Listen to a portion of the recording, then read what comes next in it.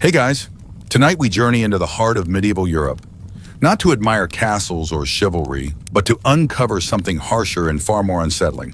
While the Middle Ages shaped modern society, they also forced people to survive in conditions that would break most of us in hours, let alone days.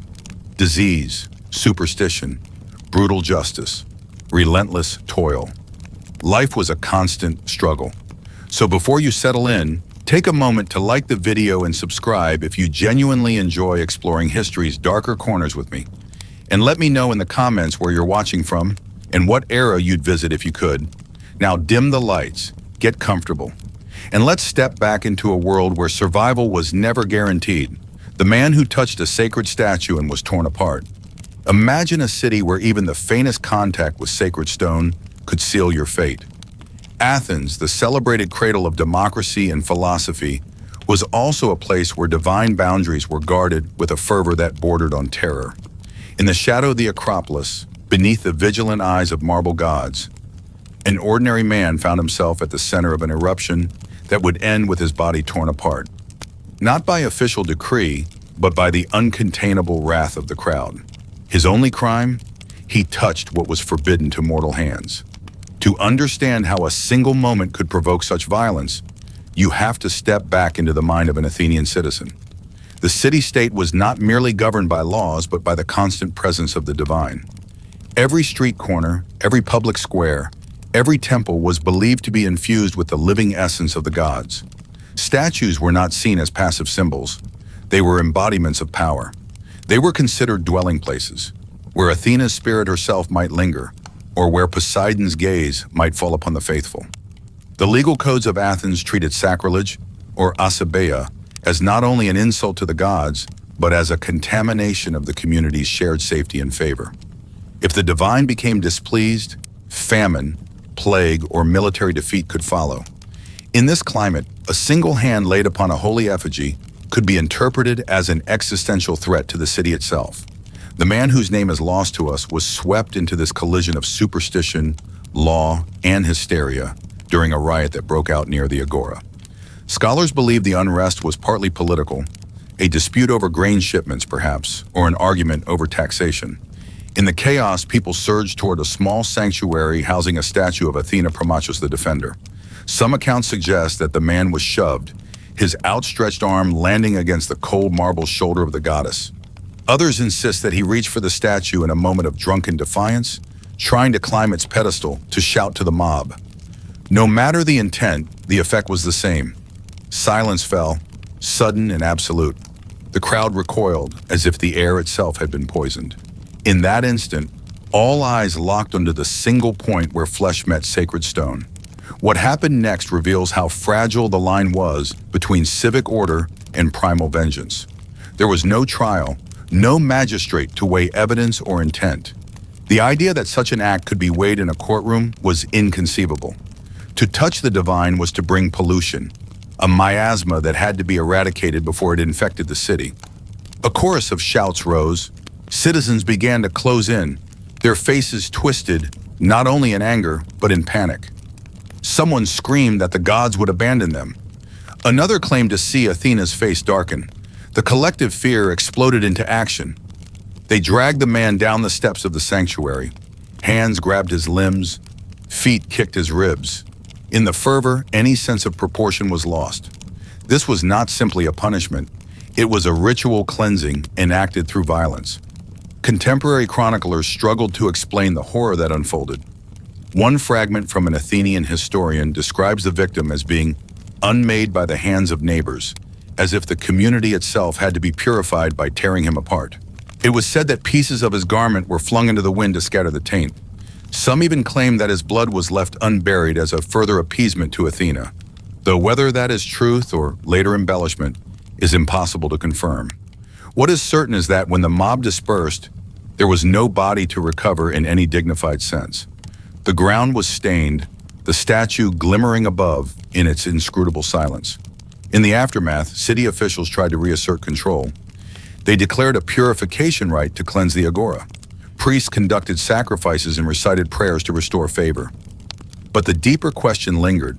Had they saved Athens, or had they betrayed its principles? The same society that prided itself on reasoned debate and democratic process had erupted into a frenzy indistinguishable from the barbarism it claimed to transcend. Philosophers like Plato would later cite episodes like this as proof that the masses could not be trusted with ultimate authority, that fear and superstition could drive even the most civilized people to monstrous acts. Some historians see this event as a cautionary tale about the perils of religious absolutism. Others interpret it as evidence of how collective psychology can override individual conscience. When a crowd believes it is acting as an instrument of divine will, all boundaries dissolve. There is no law higher than the perceived necessity of survival, no mercy for the transgressor who becomes a living embodiment of contamination. In the legal codes of Athens, sacrilege carried severe penalties: exile, confiscation of property, even death by formal execution. But this was something more visceral, more ancient than statute, a spontaneous eruption of sacred violence that demanded no permission from magistrates or assembly. Even today, the story echoes across time, reminding us how the desire to protect what is sacred can twist into justification for unspeakable cruelty. It shows how fear can spread like fire, consuming judgment and empathy in moments when panic becomes indistinguishable from piety. In that final moment, as the man was torn from this world by those he likely once called neighbors, it was not merely his life that was extinguished, but the fragile illusion that Athens could always rely on reason to restrain its darker impulses. The marble statue remained untouched and unbroken, a testament to the paradox at the heart of civilization itself, that the very symbols meant to inspire order can, in the wrong moment, unleash chaos more destructive than any enemy from without. This event is not just an obscure footnote in the annals of antiquity. It is a mirror held up to our own societies where fear of defilement, religious, ideological, or cultural, still drives people to abandon compassion in the name of preservation. It challenges us to ask whether we have truly evolved past such impulses or merely found subtler ways to rationalize them. And it forces us to confront an unsettling truth that sometimes all it takes is a single touch to turn an entire city against one of its own. The woman who entered a male-only temple and disappeared. Imagine for a moment a world where stepping across a single threshold could mean the end of your existence, where one decision, taken in secret, could provoke the wrath of an entire civilization. In the ancient Greek city of Eleusis, there existed a mystery so profound, so jealously guarded, that even speaking its secrets aloud was said to bring divine retribution. This was the mysteries of Eleusis, ceremonies dedicated to Demeter and Persephone, promising the initiated an insight into the afterlife itself. For centuries, these rites were the most sacred and exclusive rituals of the Greek world. Participation required more than just devotion. It demanded unquestioning loyalty to the boundaries of tradition. It demanded submission to an unspoken law that women, save for priestesses or those permitted by lineage, could never witness the most guarded rites of the male initiates. And yet somewhere in the faded margins of history, a woman made the impossible choice to defy it all. She did not come from obscurity. Some fragments suggest she was the daughter of a minor nobleman, a woman educated beyond the limits most of her sex would ever know. Her fascination with the mysteries became an obsession. She was convinced that the rituals were the key to understanding not just death, but the very engine of rebirth. But in her time, the Eleusinian mysteries were guarded by penalties so severe that even accidentally overhearing a single incantation could mean exile or death. The ceremonies unfolded in carefully delineated stages. First came the lesser mysteries, open to all initiates. Then came the greater mysteries, held in autumn, when the initiated would gather in the Telesterion, a colossal hall closed to all outsiders. Only men deemed worthy by the Hierophant were allowed inside. This was the domain she would infiltrate. According to surviving accounts, part rumor, part warning, she disguised herself as a young male acolyte, her hair shorn, her garments wrapped to obscure her form. Under the cover of dusk, she blended into a procession bound for the Telesterion. There, in a hall shrouded in torchlight and perfumed with burned offerings, she is said to have glimpsed rites never recorded in any surviving scrolls. Some swore she saw the Hierophant reveal a sacred object, a vision that changed her forever. Others claimed she beheld the moment when initiates reenacted Persephone's descent and return, a spectacle so overwhelming that many men collapsed in religious ecstasy. But when dawn came, she was gone, vanished from the role of the living. Some versions claim she was discovered before the rites concluded. The penalty for transgressing the mysteries was absolute. It was not only a crime against the state, but a violation of divine order. To the Greeks, religious purity was inseparable from civic stability. The story goes that she was brought before the council of the Eumolpidi, the hereditary priests of Eleusis, who deliberated in secret. No official record was ever published of what happened next. Some said she was led out under guard and exiled far from Attica, her name stricken from every family registry. But darker whispers insisted she never left Eleusis alive, that she was condemned in silence to preserve the mysteries from scandal. This disappearance became an unsettling legend, repeated in half-hushed voices, a cautionary tale for generations of Athenian women who wondered if devotion alone could justify transgression. Some philosophers, centuries later, argued that her story embodied the collision between personal spiritual hunger and the unyielding machinery of religious authority. In the Greek mind, the mysteries of Eleusis were not merely private rites. They were an existential bulwark against chaos itself. By crossing the invisible threshold, she was believed to have unbalanced the cosmic order, a crime too dangerous to forgive. Even the law in Athens reinforced this terror. Herodotus describes similar laws against sacrilege, though he does not mention this woman by name. We know that the penalty for divulging the rites could include death, property seizure, and the obliteration of one's lineage. The idea was simple: to erase the contaminating memory so no trace remained to infect society. Whether her fate was exile or execution, the outcome served the same purpose, warning every citizen that some knowledge must remain forbidden. Yet it is precisely this erasure that makes her story so powerful. In trying to destroy her memory, they ensured she would survive in rumor, in speculation, in the minds of all who asked why a woman would risk everything to cross the boundary of the sacred. Over time, the myth expanded. In later retellings, she was transformed into a kind of tragic seer, an archetype of those who burn themselves alive on the altar of hidden truths. Some writers from the Roman era embroidered her legend with supernatural flourishes, claiming she returned to haunt the Telesterion, her shade wandering the periphery of the ritual space, forever uninitiated, forever seeking absolution. And yet, beneath the embellishment, there remains a hard core of historical reality.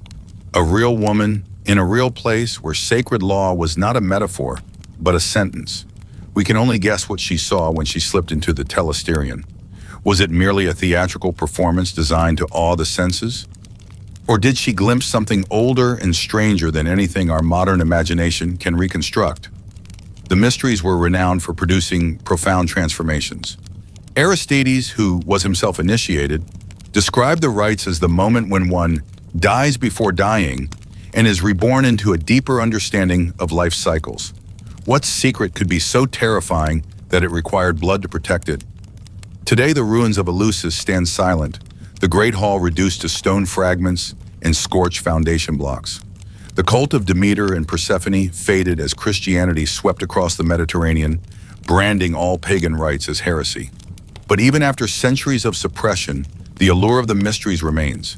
Scholars still debate the precise details, and archaeologists comb the site in search of clues. No definitive account of this woman's fate has ever been found, because the very system that condemned her was designed to erase her. It was as if her punishment was not only to lose her life or her freedom, but to become a riddle, a living absence in the fabric of Greek religion. And in that absence, we find the unsettling power of her story.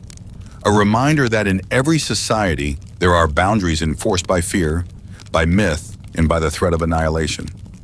A reminder that sometimes the thirst to know outweighs the instinct to survive. In the end, she became something more than a transgressor. She became a symbol of defiance, of curiosity, of the terrible price that has always been demanded of those who trespass against the walls of the sacred. Perhaps that is why her legend lingers long after the mysteries themselves have faded into dust. Because she asks us an unanswerable question. If you stood at the threshold of the ultimate truth, would you cross it, knowing that no one would ever let you return? The boy who mocked a priest and was banished for life. Imagine a young boy, no older than 16, standing at the base of a towering marble temple in Thebes, his voice quivering with adolescent defiance. This was not an ordinary building. It was the house of a god, a place where citizens came to kneel and confess, to plead for protection, and to give thanks.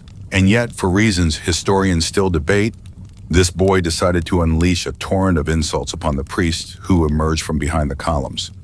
Some accounts suggest he had lost a father in battle and blamed the priest for failing to secure the city's favor with the divine. Others hint he was emboldened by drink or the reckless camaraderie of older boys who vanished before the punishment began. What we do know is that, in Thebes, an insult to a priest was no casual misdemeanor.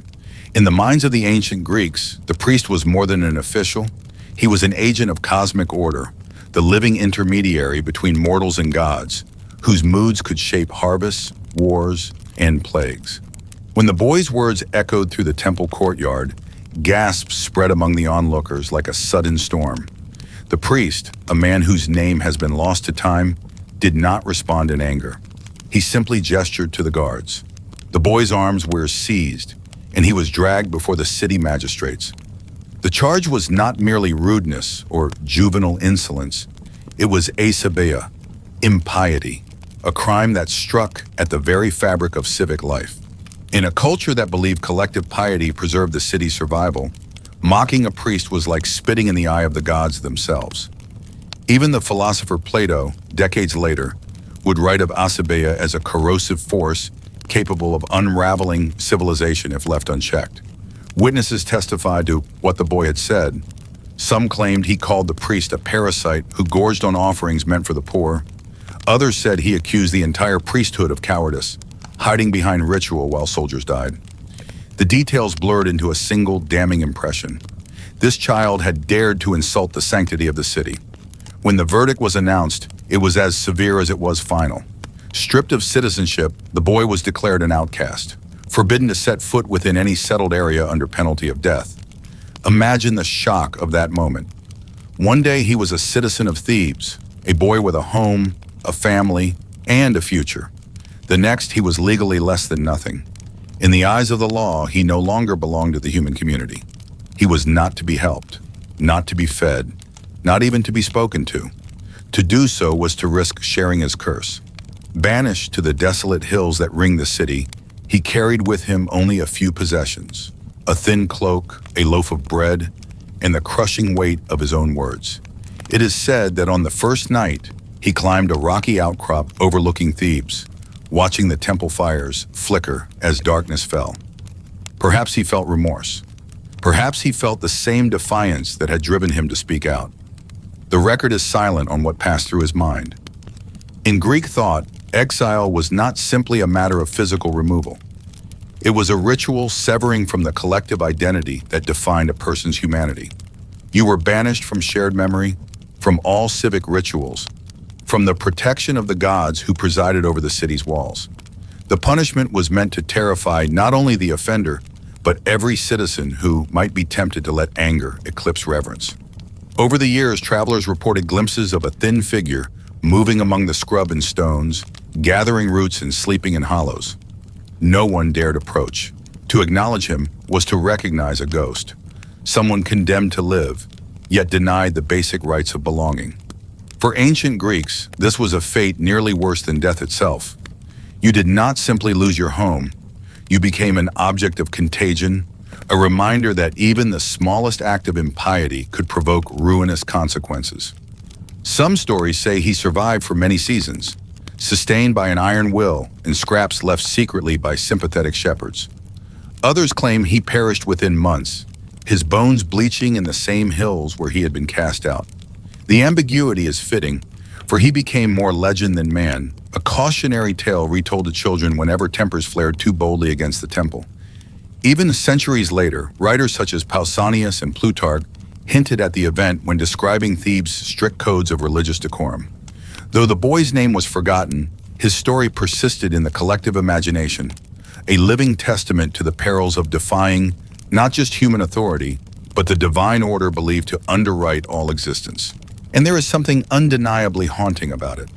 Today, in a world where freedom of speech is often celebrated as the highest virtue, it is hard to fathom a society so devoted to the sanctity of ritual that a teenager's outburst could lead to lifelong erasure. Yet to the Thebans, the logic was clear.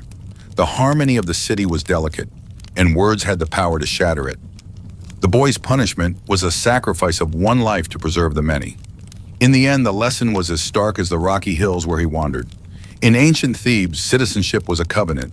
It demanded respect for the unseen forces that govern not only temples, but the very heartbeat of the community. To violate that respect was to renounce everything that made you part of the human story. And so the boy who mocked a priest became a kind of ghost long before he died, a figure both pitied and feared, whose silence in exile spoke louder than any insult ever could. The soldier who killed a sacred goat and lost his family. Imagine a civilization where every action, no matter how trivial it might seem to outsiders, was believed to carry the weight of cosmic consequence. Picture ancient Sparta, not merely the military machine so often glorified in movies and legend, but a society where ritual and warfare were inseparable, where each campaign was initiated and sanctified by the gods themselves. To the Spartans, piety was not a private affair. It was the invisible armor that protected their armies and their families. The gods were not distant abstractions. They were ever watchful, prone to rage if slighted, and no sacrifice was ever to be tampered with. In this world, the life of a single animal, a goat destined for sacred slaughter, could determine the destiny of an entire bloodline. The man at the center of this story was a Spartan soldier whose name was recorded only in fragments. Some chronicles call him Ariston, others Aristodemos. He was a hoplite like thousands of others, trained from childhood in discipline and brutality. But what set him apart was not his courage in the phalanx or his skill with the spear. It was a single moment of irreverence that would cast a shadow over generations. During preparations for a campaign against Argos, the Spartan army assembled to offer a goat to Artemis Agrotera, the goddess of the hunt in the wild. The sacrifice was not a mere formality. Before any major endeavor, Spartans demanded the favor of the gods to ensure victory and survival. Witnesses swore that the goat selected for the rite was an especially pure animal, flawless in coat and unblemished by disease, a creature believed to be uniquely acceptable to the goddess. Ariston was tasked with guarding the sacrificial enclosure. According to some later accounts, he grew impatient with the ceremonial pace. Others claim he was simply hungry and desperate after a long march without rations. Whatever the motive, when no one was looking, he seized a blade, slit the goat's throat, and roasted the flesh for himself and a few conspirators. In that moment, he committed a crime that transcended military disobedience. It was sacrilege. The goat was no longer just an animal. It was an offering bound by ritual intention. Killing it outside the prescribed rite was an act of spiritual theft, an insult hurled into the divine realm itself. When the priests discovered what had happened, panic spread among the ranks. The Spartans were no strangers to brutality, but they also lived in mortal fear of miasma, the stain of ritual pollution that could infect not just an individual, but entire families and communities. The army's seers declared that the gods were now hostile, that Artemis herself would withhold her favor and invite disaster. Some soldiers pleaded for leniency, arguing that Ariston had merely been starving. But the religious authorities refused compromise. This was not about hunger, it was about cosmic order. The punishment was swift and symbolic. Ariston was stripped of his armor and flogged before the assembly. Yet even this public humiliation could not cleanse the taint. The ephors, Sparta's magistrates, decreed that he would be exiled and that his children would bear the mark of his impiety. In Spartan belief, a curse was not an abstract condemnation. It was a living presence that attached itself to a bloodline, manifesting as illness, bad fortune, or madness. One chronicler described how in the years that followed, Ariston's descendants suffered a string of misfortunes so uncanny that even skeptics began to whisper about divine retribution. One of his sons fell from a cliff during training. Another was struck down by sudden fever. A daughter was said to have been seized by convulsions on the eve of her wedding. Each tragedy reinforced the conviction that Artemis had withdrawn her protection. Neighbors began avoiding the family. In a society that prized collective strength, to be seen as cursed was the same as being marked for extinction. No Spartan wanted to risk inviting contamination by association. This story resonates not because it is unique, but because it is emblematic of how ancient societies understood causality. Today we might look for rational explanations. Perhaps the deaths were coincidence, or the product of trauma and ostracism. But to the Spartans, such distinctions were irrelevant. Reality itself was shaped by the gods' approval or displeasure. Ritual was the technology by which human beings interacted with that invisible order. When ritual was violated, catastrophe was inevitable. Consider the deeper psychological dimension of this event. The Spartans were raised from infancy to believe that every success, whether in war, harvest, or childbirth, depended on strict adherence to sacred protocol. This belief created an unshakable communal identity, but it also cultivated a kind of collective paranoia. Everyone was responsible for maintaining the cosmic balance. Everyone was vulnerable to another's transgression. In that atmosphere, Ariston's act became not just a personal failing, but a communal threat. The story was retold for generations, both as a warning and as a means of reinforcing the boundaries of acceptable behavior. There is something almost modern in the idea that the consequences of a single moment of impulse can ripple outward to destroy a life and a legacy. While we may no longer fear the wrath of Artemis, we still recognize the power of collective condemnation. Today we might call it stigma or reputation collapse, but the mechanism is the same. When a community believes someone has violated a sacred rule, whether religious, moral, or ideological, that person becomes unclean, unworthy of trust, and ultimately expendable.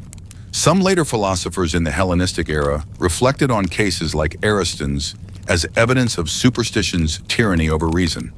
Yet even they admitted that no society could function without shared narratives of consequence. The mythic dimension of punishment gave it an authority beyond mere law.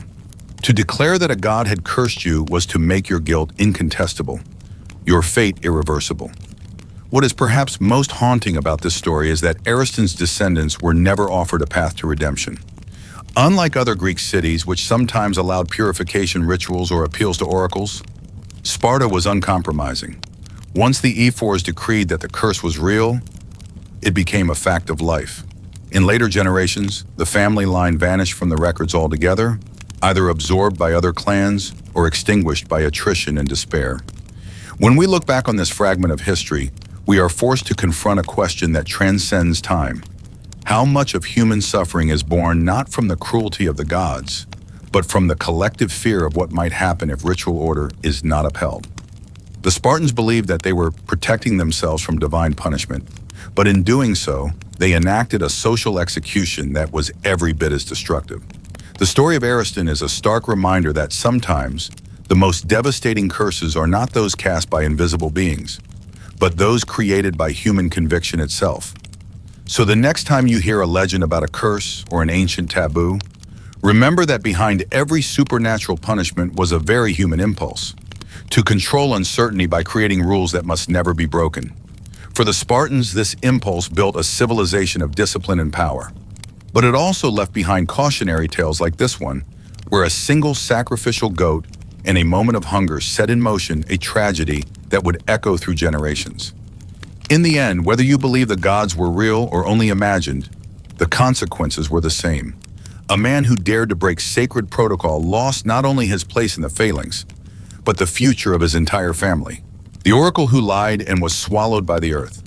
Imagine approaching the sacred sanctuary of Delphi, the most famous oracle in the ancient world. Pilgrims climbed the slopes of Mount Parnassus, hearts pounding, clutching offerings and questions that would shape the fate of entire kingdoms. The oracle was said to speak with the voice of Apollo himself. Every word she uttered could mean prosperity, war, or ruin. But behind the intoxicating haze of burning laurel leaves and sweet incense, not every prophecy was born of divine inspiration. Some were purchased like any other commodity.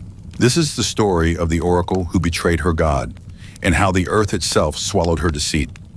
Historians record that in the later years of Delphi's power, as rival city-states competed for dominance, the oracle's authority became a double-edged sword. Rulers would send lavish gifts in exchange for favorable predictions.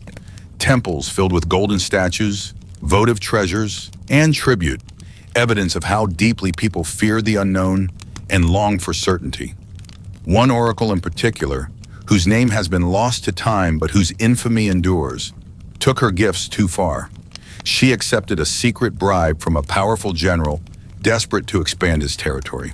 He demanded she declare his campaign blessed by Apollo, even though he planned a brutal invasion that would slaughter thousands.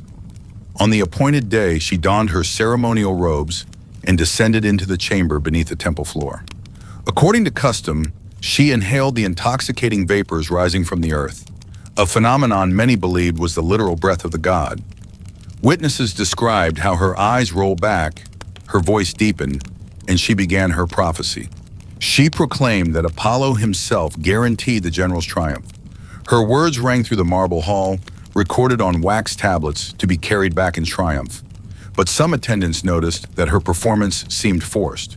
Her proclamations were unusually specific, her demeanor more theatrical than inspired. Whispers spread among the priests that she had been seen meeting with the general's envoys in secret. At Delphi, even the suspicion of corruption was sacrilege. It undermined the sacred trust that held the ancient world together, the belief that the gods still spoke to mortals. Days after she delivered the false prophecy, as tensions swirled and the priests debated whether to confront her, nature intervened in a way no one could have predicted. A series of tremors began to shake Mount Parnassus. Locals were accustomed to minor quakes. This was a land of shifting stones and hidden fires.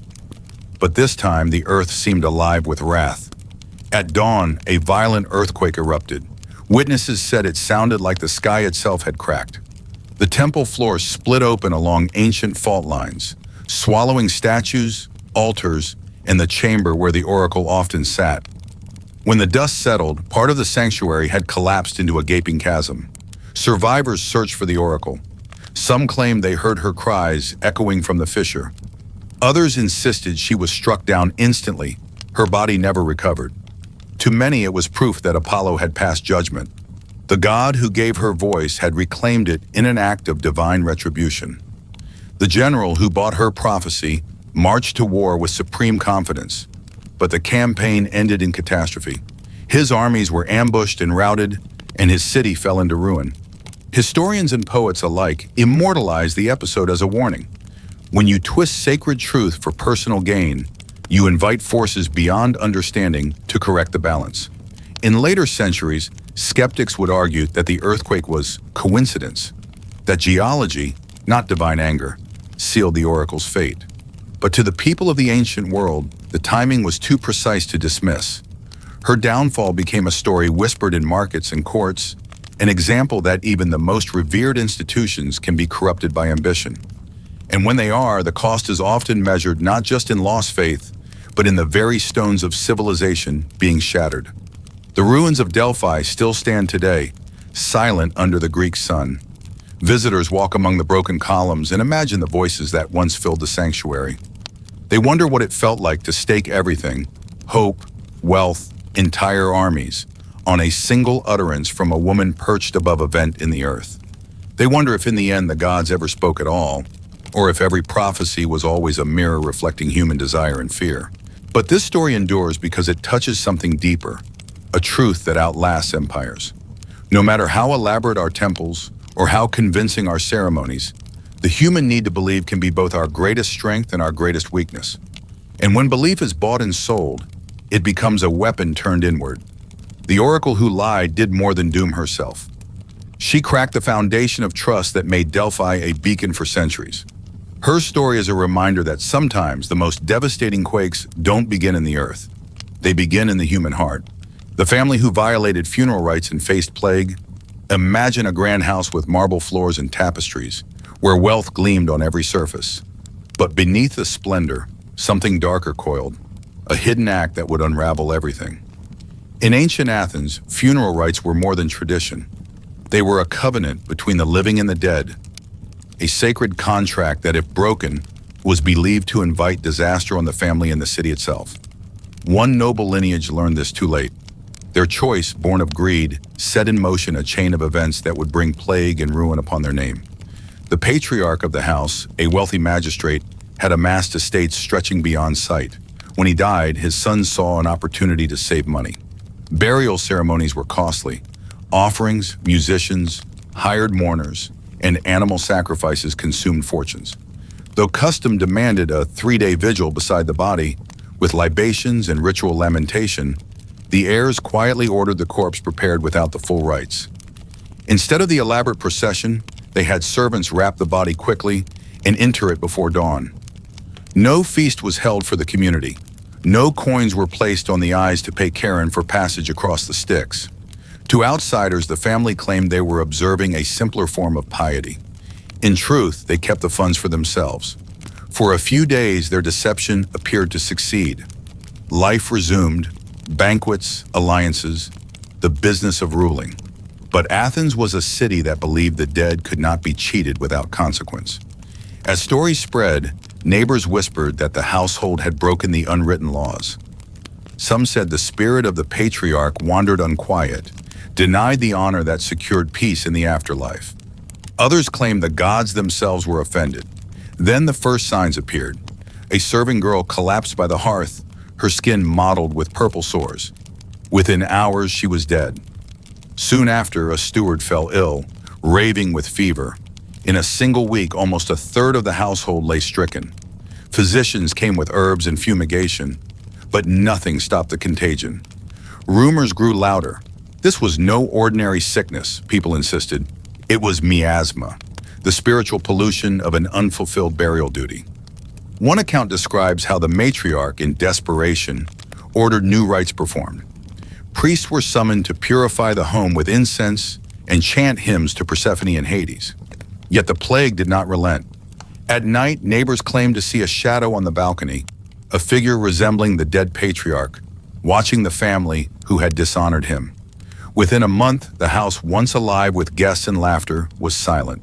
The sons who schemed to hoard their inheritance were among the last to die.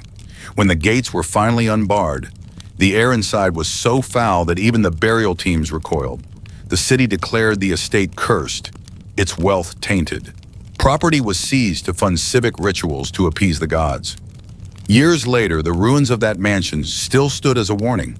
Children were told to cross the street rather than pass its threshold. Philosophers debated whether the plague had a natural cause, contaminated water, or rats.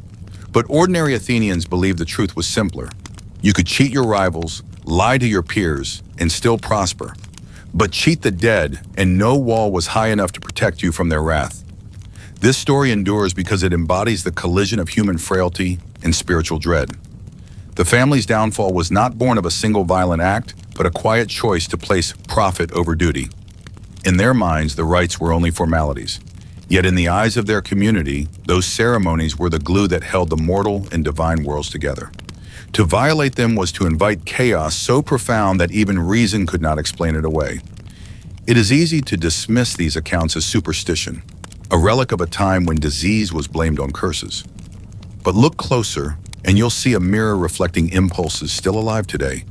The urge to cut corners, to rationalize small betrayals when no one seems to be watching. The plague that consumed their house was both a biological force and a metaphor for moral decay, spreading unseen until it erupted.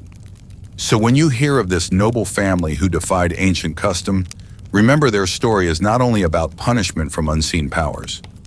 It is a reminder that the bonds between the living and the dead are woven into culture itself.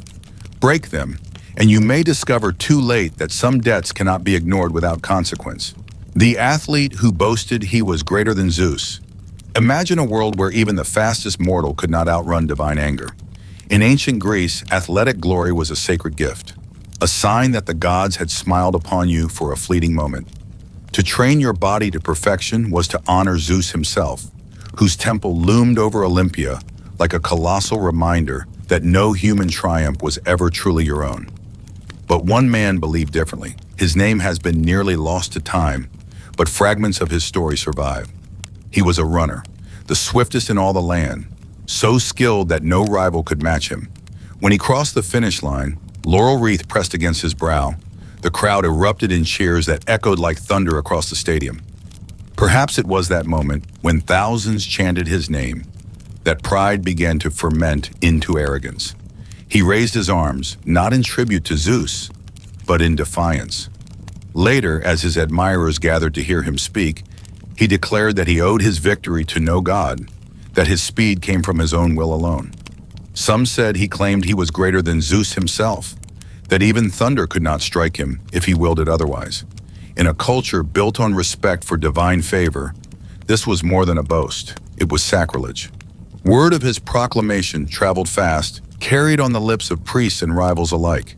Priests warned that hubris was the seed of destruction, the flaw that brought ruin even to kings. And so the question passed from one citizen to the next. Would Zeus tolerate this insult, or had the age of piety finally ended? Some believed the gods had grown silent in the face of human achievement. Others whispered that punishment was already on its way. The runner himself seemed unconcerned. He appeared in public again, basking in the adoration of those too young or too reckless to fear divine vengeance. He raised his voice, shouting that no storm would ever dare touch him. But fate, so often invoked by Greek poets, had already moved beyond words. The morning of his end dawned clear and brilliant. A festival had drawn thousands to the field near the sanctuary of Zeus. The air was still when he arrived, draped in the garments of a victor. He laughed at the nervous glances cast skyward. To many it seemed as if the gods were granting him one last chance to recant. But he did not. As he began to speak, the wind shifted. Witnesses later swore that a single black cloud appeared from nothing, gathering mass until it swallowed the sun. A hush fell over the crowd. In that instant, time seemed to pause, the universe itself waiting for his next words. He raised one arm again, and before his lips could form another boast, the sky split open. A bolt of lightning struck him where he stood. The impact was so violent that the earth itself shuddered. Some accounts claim his body was burned beyond recognition. Others that he was left untouched, save for the blackened imprint of Zeus's wrath. Thousands fled in terror, convinced they had witnessed proof that no mortal could ever outshine the gods. Priests quickly sealed off the site, declaring it hallowed ground. In the days that followed, his story became a parable. Mothers told their children never to mock the gods, lest they invite a punishment swift and merciless. Poets composed verses that spread across Greece, reminders that hubris was not a harmless excess, but a force that drew divine retribution like iron draws lightning. Even the Olympic Games, meant to celebrate human excellence, carried a darker undertone from that day on. No victor would ever again claim glory without invoking the names of the gods who allowed it. Historians have long debated whether this was truly an act of Zeus or the unpredictable hand of nature. But to the people of that age, there was no question. Lightning was the signature of the king of Olympus, and it had struck with a clarity no mortal judgment could rival. This was not the first time hubris had ended in calamity, nor would it be the last. Yet something in this story remained more immediate, more unsettling. Perhaps because it was witnessed by so many. Perhaps because the athlete's triumph had seemed so absolute only moments before. In that final instant, every spectator saw the same truth. No amount of skill, speed, or human pride can place you beyond the reach of powers older than memory itself. This was the legacy he left behind, not the record he set, nor the races he won, but the vivid lesson that the highest achievement means nothing if it is not tempered by humility. And so his name, though nearly lost, endures in the cautionary echo of ancient voices.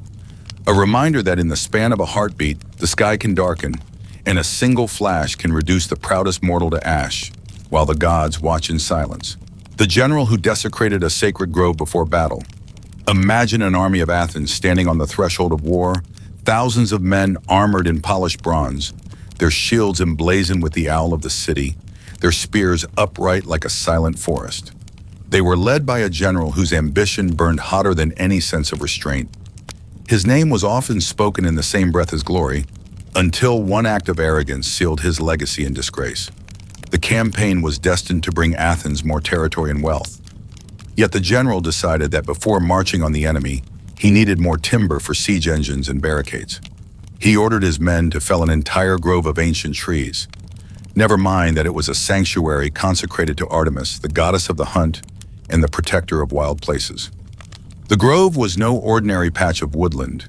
It had been sacred since time immemorial, a place where offerings were left on smooth stones, where hunters laid down tokens of gratitude for Artemis's favor. Priests tended the grove as carefully as any temple, believing the goddess watched over all who respected her domain. The general knew this. Every child in Attica learned the stories, how Artemis could turn blessings into curses when slighted. But he dismissed the warnings, declaring no invisible force would dictate the strategy of Athens. Axes bit into the trunks. Sap bled from the bark like open wounds. Some soldiers hesitated, whispering that they felt unseen eyes upon them. The general mocked them as cowards too superstitious to understand necessity. Within hours, the grove was reduced to stumps and heaps of branches. What had once been sacred ground became a scarred clearing littered with splintered altars. The army moved on, hauling the desecrated wood toward the enemy's walls. The general was certain he had proven his dominance over any petty superstition.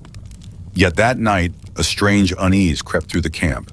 Horses refused to eat. Fires sputtered in the windless dark. Men dreamed of a pale woman with a bow whose gaze turned them to stone. When dawn broke, the air seemed heavier, as if the sky itself leaned closer to listen.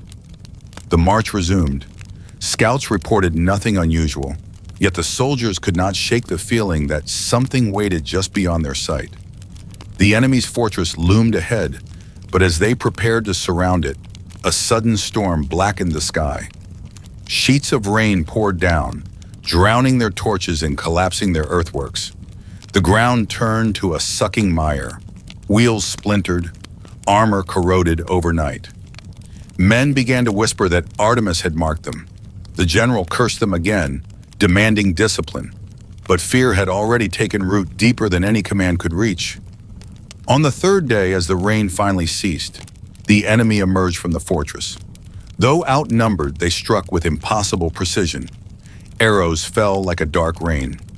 Athenian formations wavered, then broke.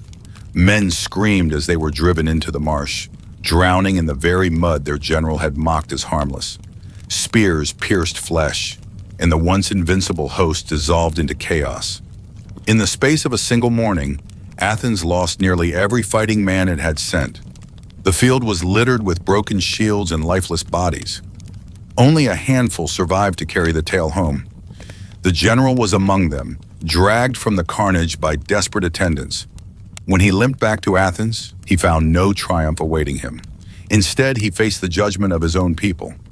Priests of Artemis denounced him in the assembly, recounting each detail of the sacrilege. Citizens who had once cheered his name now spat at his feet. He tried to defend himself, claiming that he had done what any commander must, prioritize the campaign's success over old taboos. But the evidence was too stark. Athens had never suffered such a catastrophic loss in living memory. In the end, it was decided that no further disaster should befall the city through his presence. He was exiled, stripped of rank and honor. Some claimed he wandered the Greek mainland for years, haunted by visions of Artemis's wrath. Others believed he took his own life rather than endure the shame. His name was recorded in the annals of Athens not as a conqueror, but as a warning that no mortal, however ambitious, could trample sacred ground without consequences. For generations, his story was retold as a caution against arrogance. Children learned that the gods watched every act, that no battlefield victory could erase the stain of sacrilege. Soldiers made offerings twice over before campaigns, lest the goddess remember the grove and exact her vengeance anew. And so, a single grove, once green and alive, then reduced to ash, became more enduring than any fortress. In that clearing, Athens learned that the favor of the divine could never be seized by force. It could only be honored, or forever lost. The woman who touched the Olympic flame and was executed. Imagine a time when the flame that burned in Olympia was not a mere symbol of athletic spirit, but a living presence of the divine. In ancient Greece, the Olympic Games were as much an act of worship as a contest of strength. Every 4 years, when thousands gathered to honor Zeus, a sacred fire was kindled on the altar. This flame was tended exclusively by male priests known as the Prytanes, who performed elaborate rituals to keep it alive. It was said that if the fire ever went out or was profaned, the gods would visit calamity upon the land. In this atmosphere of solemn reverence, one transgression occurred so shocking that it was recorded in chronicles and retold in whispered warnings. A woman, her name lost to history, approached the altar of the flame. Some accounts claim she was merely curious. that she had slipped past the guards in the early dawn to see the fire up close. Others suggest she was seeking purification or deliverance from illness. But there is no question about what she did next. She reached out her hand and touched the bronze tripod that held the sacred fire. In that instant, she shattered a law that was older than memory itself. No woman was permitted within the enclosure of the flame. The rules were absolute. Women in Olympia were barred from most aspects of the games. They could not compete, could not officiate, and could not witness the contests unless they were priestesses of Demeter. But the flame was even more strictly guarded. Only the Prytaneaes had the right to approach it, to feed it with offerings of olive oil, and to pray before its glow. When this woman laid her fingers upon the vessel, she was believed to have polluted the sanctity of the entire festival. The priests who discovered her were not simply enraged. They were terrified. In the Greek imagination, the gods were exquisitely sensitive to insult. A moment of carelessness or defiance could undo years of devotion. The penalty was prescribed in the most ancient codes, death by stoning. This was not an act of vengeance. It was a ritual purification of the community itself. Her execution was as much an offering to the gods as it was a warning to the living. Witnesses later described how she was dragged from the altar, her cries mingling with the chanting of the priests as they implored Zeus for forgiveness. The stones were gathered from the sanctuary grounds. No foreign object could be used, lest it introduce further impurity. Each rock was hurled with the conviction that it was better to destroy one life than to risk divine wrath against all. But beneath this act of collective violence lay a deeper fear, the fear of disorder. The Olympic flame represented the fragile line between mortal striving and divine favor. If a single woman could trespass upon it, what other boundaries might dissolve? What other certainties might crumble? The spectacle of her death was not only a punishment, but a restoration of the invisible walls that kept chaos at bay. It is easy to recoil from this story and see only cruelty. But in the ancient world, where plagues, earthquakes, and sudden ruin were commonplace, the fear of offending the gods was a survival instinct. The Greeks believed that every triumph and every disaster was a negotiation with unseen powers. Rituals were the price of security, and violations demanded repayment in blood. Over time, the tale of the woman who touched the flame became a legend, invoked whenever the sanctity of the games was threatened.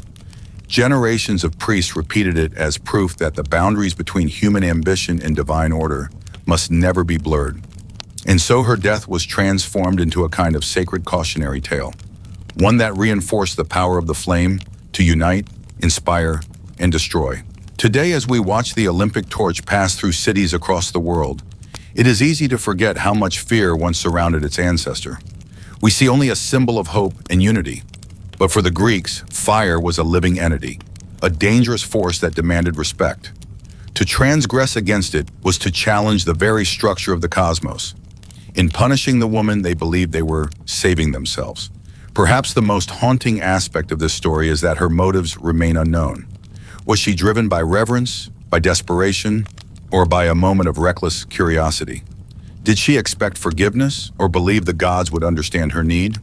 Her silence endures as the last testament to how little room there was for error in a world ruled by ritual law. Her death stands as a reminder that sacredness and terror were never far apart, that the line between devotion and destruction was measured in the width of a single hand reaching out toward a forbidden flame, and that sometimes a simple act of human wonder can ignite consequences as unforgiving as the fire itself. The priest who allowed a foreigner into the temple. Imagine a time when the sacred and the profane were separated by invisible boundaries, enforced not just by law but by fear of divine wrath. In ancient Greece, the temples were not simply places of worship. They were fortresses of identity, built to protect the purity of rituals from the contamination of outsiders.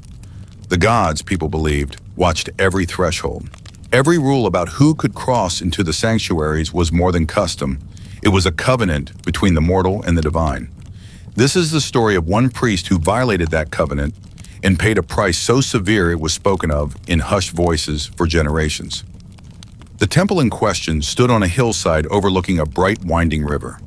It was dedicated to Demeter, the goddess of harvest and the protector of cycles that kept life from slipping into famine.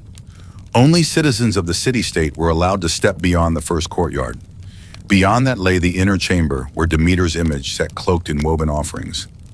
Each visitor was supposed to purify themselves, declare their lineage, and prove their right to stand in the presence of the goddess. But on a day when the sun was high and the harvest festival approached, a foreign merchant arrived with a generous donation of grain. He had traveled hundreds of miles and brought news of distant markets. He was charming, respectful, and eager to see the place he had heard about in so many stories. The priest, who had served Demeter for decades, was moved by his sincerity. Some say the priest allowed the foreigner to enter out of compassion. Others whisper that he accepted a bribe, tempted by the wealth the merchant carried.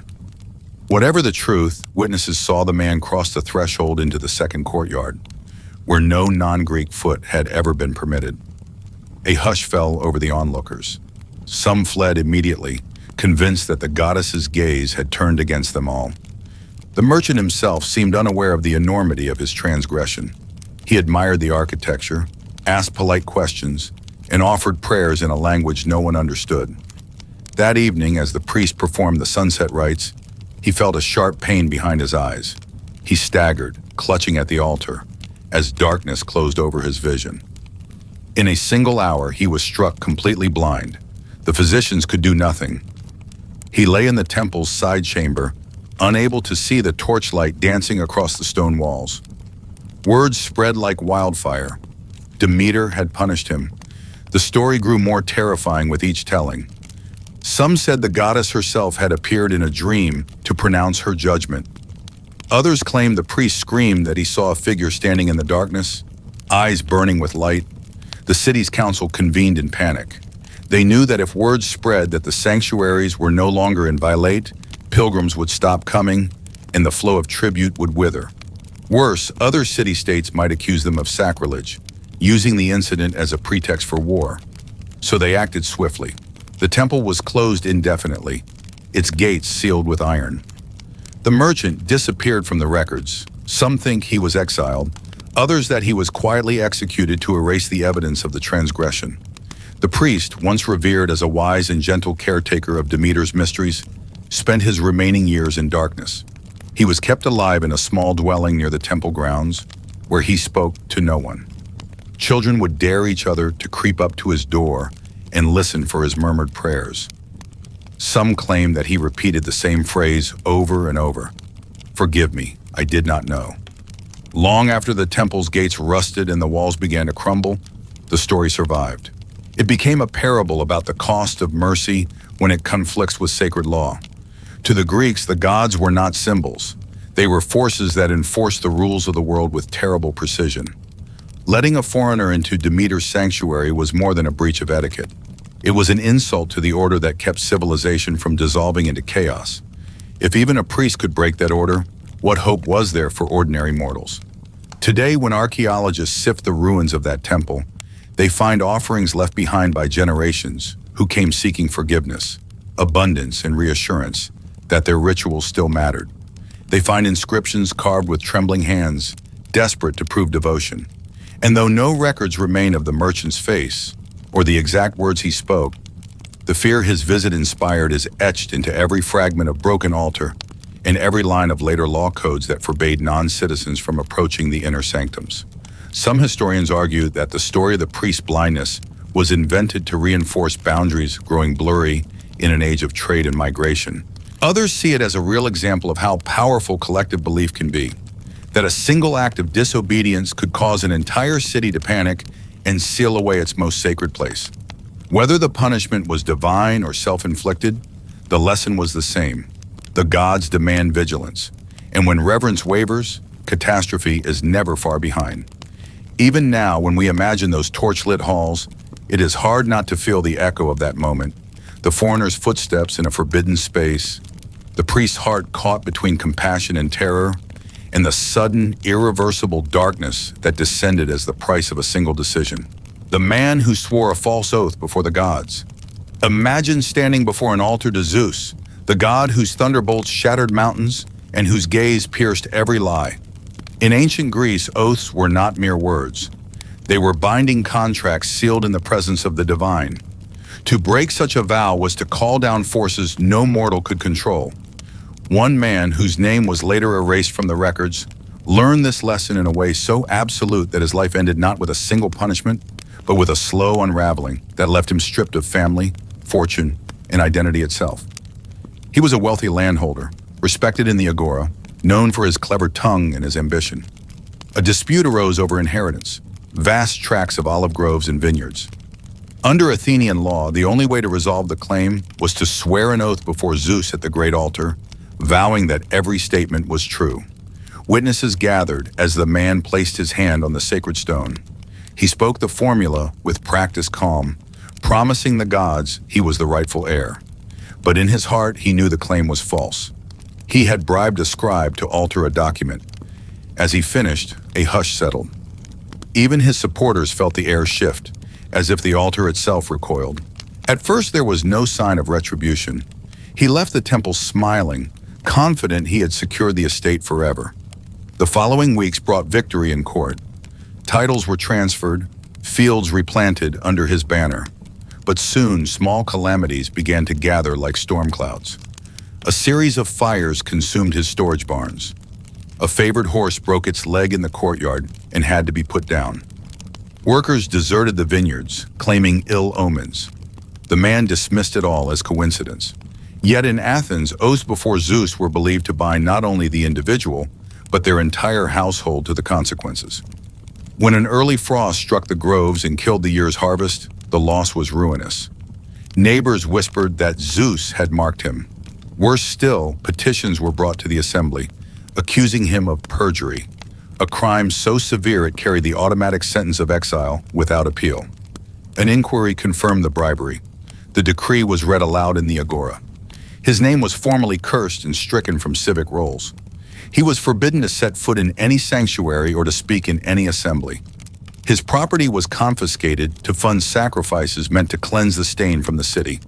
Some accounts claim he tried to flee that same night, gathering what coin he could carry. But no ship's captain would risk harboring a man condemned by the gods. His own kin refused him shelter, fearing divine contagion. For weeks he wandered the roads beyond the city walls, reduced to begging. Those who passed reported that he had aged as if by decades. His voice cracked and brittle, his eyes hollow. Death did not come quickly. He was last seen near the ruins of a burned farmhouse, huddled in rags. When he died, no rites were performed. The burial teams who found him dared not speak his name. In Greek belief, this was the ultimate punishment, not only loss of wealth or life, but erasure from memory itself. To die without a name or a grave was to drift forever in darkness, denied even the simplest recognition as a human soul. Later philosophers argued that fear of such an end was what kept oaths sacred. It was not the threat of mortal punishment alone, but the dread that some cosmic ledger would never be balanced.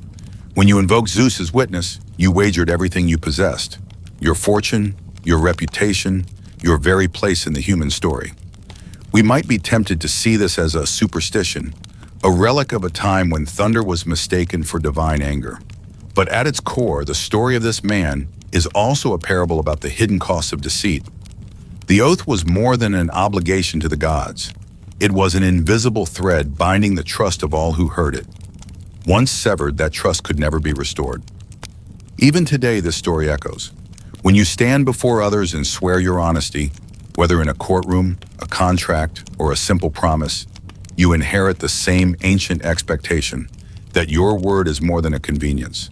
It is a pledge that your life and your legacy can bear the weight of truth. For this man, the gamble ended with his name lost to time, a warning etched into the memory of a civilization that understood how fragile honor can be, and how swiftly it can vanish when we trade integrity for advantage. The artist who gave a goddess a mortal face. Imagine a world where art was more than a craft. It was a sacred conduit to the divine. In ancient Greece, sculptors were not merely artisans, but intermediaries, tasked with revealing glimpses of immortality to mortals. Their chisels did not simply carve stone, they summoned the presence of gods. Among these sculptors was a man whose name survives only in fragments. Some called him Chariton, though others claim his true identity has been lost to time. What we do know is that he was celebrated in his city, renowned for the lifelike beauty of his marble figures. Patrons traveled for days to commission his work, and priests entrusted him with the highest honor, to carve a new statue of Aphrodite for her temple. To sculpt the goddess of love herself was to stand at the threshold of holiness. Tradition demanded that such an image be idealized, free from mortal imperfection, untainted by any personal desire. The face of Aphrodite was meant to embody a universal ideal that no single woman could ever rival. But Chariton's life had taken a turn that neither priest nor patron foresaw. Her features haunted his dreams, her expressions lodged in his memory like an inescapable melody. As he began the statue, he found himself unable to resist a single, fateful temptation. Piece by piece, the marble yielded to his vision. The flowing hair, the serene brow, the gentle curve of the lips, all subtly mirrored the face of his beloved. Perhaps he believed no one would notice. After all, the proportions were divine, the craftsmanship immaculate. When he unveiled the statue, the first reaction was stunned silence. The onlookers were struck by how alive it seemed, how its gaze seemed to follow them across the temple floor. But as the days passed, whispers began to spread. Some recognized the woman's likeness, and soon the whispers turned to outrage. The charge was clear. He had dared to reduce the goddess of love to the image of a mortal. In doing so, he had committed a blasphemy that defied centuries of tradition. To the ancient Greeks, the boundary between mortal and divine was not a line to be blurred. It was a chasm that protected the cosmic order itself. By bridging that chasm, he had contaminated the sacred with personal desire. It did not take long for anger to flare into violence. A crowd gathered before his workshop, demanding he explain himself. Some say he pleaded that he had only sought to honor Aphrodite by capturing the greatest beauty he had ever known. But the priests were unmoved. They declared the statue an offense to the goddess and decreed it must be destroyed. That evening, as dusk swallowed the city, the mob surged forward. Torches were hurled through his doorway. The fire spread quickly, consuming the tools, the sketches, the very wood of the beams overhead. He tried desperately to save his work, but nothing could be spared. The statue was pulled from its pedestal and smashed to fragments in the street, as if every blow might erase the sin it embodied. Witnesses said that as the flames climbed the walls, the sculptor did not scream, but simply stood there, transfixed, watching the destruction of everything he had built. When dawn came, only scorched ruins remained. In the aftermath, the city was divided. Some argued that the punishment was just, that to humanize a god was to mock the very foundation of worship. Others believed the mob had destroyed a masterpiece that transcended ordinary piety. Yet in the official record, no ambiguity remained. The decree stated plainly that the sculptor had committed sacrilege by daring to impose a mortal face upon the immortal. It is easy, centuries later, to wonder why this act inspired such fury. But to understand the reaction, you must see through the eyes of those who lived in that age. The ancient Greeks believed that the gods shaped every harvest, every voyage, every life and death. To offend them was to invite disaster not only on oneself, but on the entire community. The gods were not symbols. They were forces more real than any marble, capable of hurling down plague and ruin without warning. The boundary between reverence and hubris was perilously thin. Over time, the story of the artist became a parable passed between generations. Some retold it as a warning that personal passion must never intrude upon sacred duty. Others saw in it a tragic lesson that the pursuit of beauty can lead to self-destruction when it blinds us to the limits imposed by faith. Poets compared him to Pygmalion, but while Pygmalion's statue came to life, this sculptor's creation was reduced to dust. The difference was that Pygmalion prayed for Aphrodite's blessing, while Chariton claimed her image for his own desire. Today, no fragment of the statue remains. Archaeologists have sifted the soil where his workshop once stood, finding only charred splinters and broken tools. But the story endures because it captures an eternal tension, the struggle between human longing and the demands of tradition. In that moment when he lifted his chisel, he must have known the risk. Yet he chose to carve the features he loved most into the face of a goddess, believing perhaps that no one would notice, or that beauty itself would justify his transgression. But in the ancient world, no ambition, however inspired, could be allowed to rewrite the divine order. His home burned, his work was annihilated, His name became a cautionary tale, and the memory of his beloved, immortalized for a few short days in cold marble, was erased as thoroughly as if she had never existed at all. The city that ignored an eclipse and paid the price. Imagine standing on the walls of an ancient Greek city as dusk falls. The sky, which should have softened into night, instead grows darker than any evening you have known. High above, the moon slowly dims until it becomes a hollow, red disk, an eclipse, an omen older than any oracle. For centuries, Greeks believed the gods spoke through the sky. When the moon's light was stolen, it meant something had shifted in the unseen balance of fate. But on this night, the city's leaders refused to hear it. They were determined to wage war against a neighboring rival, convinced that the enemy's weakness would never come again. Their priests warned them, voices quivering with dread, that to march under a blotted moon was to invite catastrophe. They recalled the epics, how eclipses heralded disaster in Homer's verses, how even kings had turned back when the heavens darkened. Yet the generals mocked these fears as relics of an ignorant past. They insisted that courage and iron mattered more than shadows in the sky. The army gathered before dawn, their bronze armor glinting in torchlight, their faces tense with bravado. As they set out, some soldiers looked over their shoulders at the shrinking city walls, wondering if they would ever see them again. Whispers carried along the ranks, stories of past eclipses that had ended in famine, plague, or ruin. A few men made secret offerings at roadside shrines, but no official rites were performed. The priest's warnings were ignored, their protests drowned beneath the clatter of marching feet. In the first days of the campaign, the omens grew stranger. Animals bolted without cause. Wells turned foul overnight. Messengers vanished on simple errands. Still, the generals pressed on, more afraid of seeming weak than of any cosmic sign. They reached the enemy's territory and, for a moment, victory seemed within reach.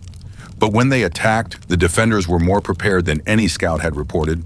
The siege lines collapsed into confusion. Under cover of darkness, the army tried to retreat. It was then, in the pitch-black hours before dawn, that disaster struck. The columns strayed from the road into a vast, marshy lowland. In daylight, the path was clear enough. At night, in the cold aftermath of an eclipse, it became an endless mire of sucking mud and hidden pools. Men sank waist-deep in black water. Horses flailed and screamed, their harnesses breaking under the weight. Torches sputtered out one by one. No one could see where the solid ground ended. Panic spread like a contagion. Soldiers abandoned discipline, throwing away shields and weapons in a frenzy to escape. Their cries rose into the darkness, unheard by any rescuer. By dawn, the swamp was silent. Only scattered wreckage remained, shattered helmets, broken spears, footprints vanishing into the muck. Almost the entire army was lost, as if the earth itself had swallowed them in a single night.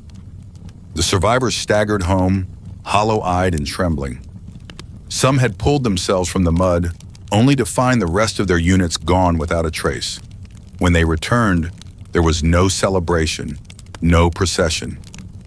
The city fell into mourning. Families gathered in the agora, straining to glimpse even a single familiar face returning from the gates. The priests did not gloat. Instead, they moved through the grieving crowds, offering what comfort they could. But everyone knew what had happened. The eclipse had spoken, and no one had listened. In the years that followed, the event became a legend, a cautionary tale told to children beside the hearth. It was said that the moon had wept tears of darkness for the arrogance of men who believed they could outmatch the heavens. Generations repeated the lesson. When the sky gives a sign, it must be heeded, no matter how inconvenient. Historians would later record the tale in spare lines of text, but among the people, it lived in 100 whispered variations. Some claimed the generals had seen a vision in the swamp, a spectral figure striding across the reeds, pointing a pale hand toward their doom. Others insisted that the goddess Selene herself had turned her face away from the city, withholding the light that might have saved them. Whatever the truth, the cost was undeniable. The city never fully recovered its strength.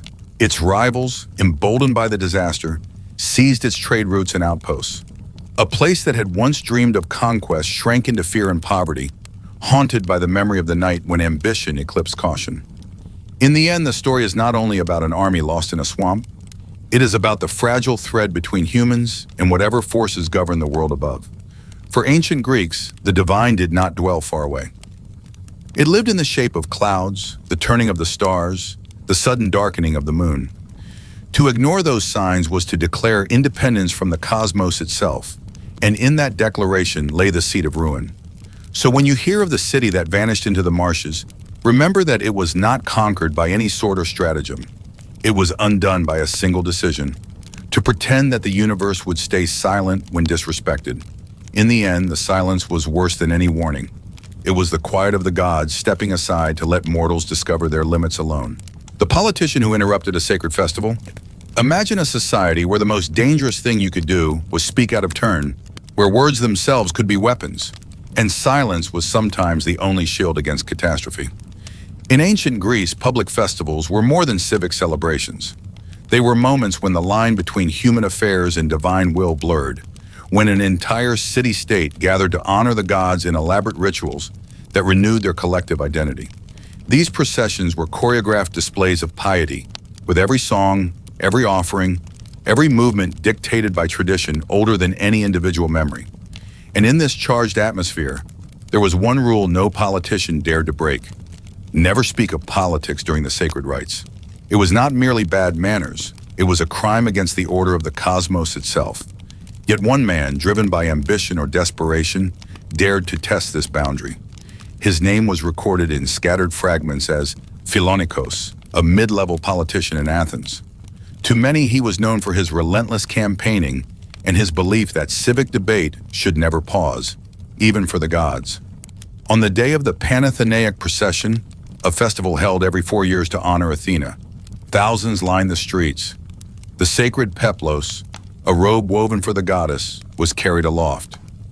Priests chanted hymns, musicians played the aulos, and all discussion of earthly matters ceased.